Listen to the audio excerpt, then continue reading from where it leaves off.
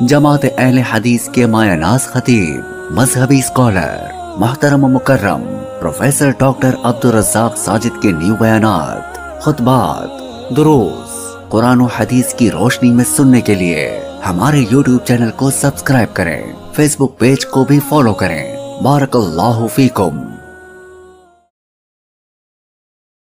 اب اگلا میٹر ہے کہ مجھے عمرے کے لیے اپنے گھر سے مثلاً میں فیصل آباد سے روانہ ہو رہا ہوں، میں یہاں سے بھی چادریں باندھ سکتا ہوں، میں لاہور ایئرپورٹ، فیصل آباد ایئرپورٹ، کراچی، اسلام آباد، جہاں سے بھی میری فلائٹ ہے، میں وہاں جا کے بھی چادریں باندھ سکتا ہوں، لیکن یاد رہے کہ یہ عام لباس ہوگا، سادی چادریں ہوں گی، جیسے میں نے کرتا قمیض شلوار پہنی ہوئی ہے، یہ وہی چیز ہے جب تلک میقات وہ پوائنٹ نہیں آ جاتا جو جگہ محمد رسول صلی اللہ علیہ وسلم نے حج کے لیے یا عمرے والے کے لیے آنے کے لیے بطور ٹول پلازا، ایک سادی سی مثال دے رہا ہوں کہ جب تک وہاں سے آپ نے گزرنا نہیں ہے، آپ کے اوپر جو ہے وہ ٹوکن یا ٹول فرض نہیں ہوتا،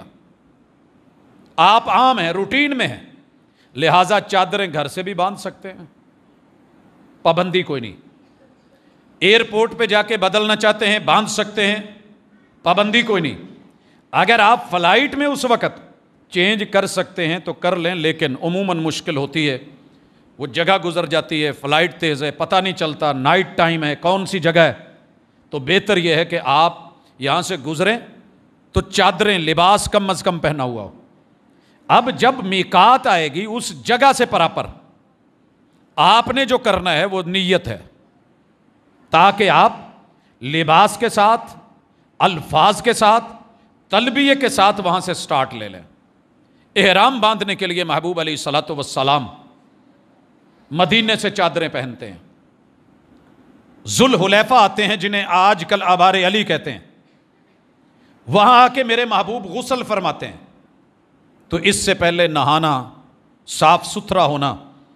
اور اپنے جسم پہ، بازوؤں پہ، پیٹ پہ، جہاں آپ مناسب سمجھتے ہیں خوشبو لگا سکتے ہیں، وہ خشک خوشبو ہو، خشک مٹیریل کی شکل میں، جیسے کستوری ہے، کچھ اور چیزیں ہیں، وہ لیکوڈ ہو،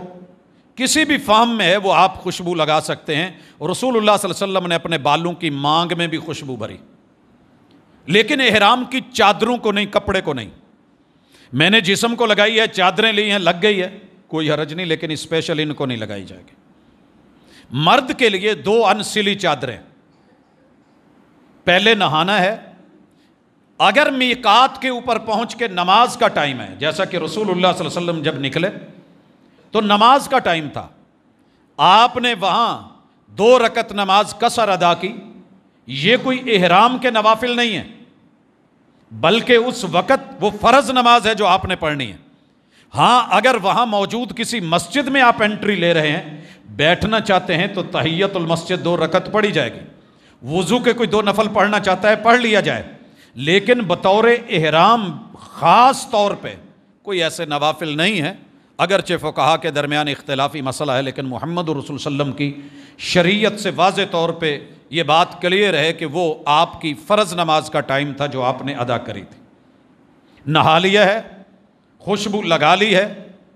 چادریں باندھنی ہیں،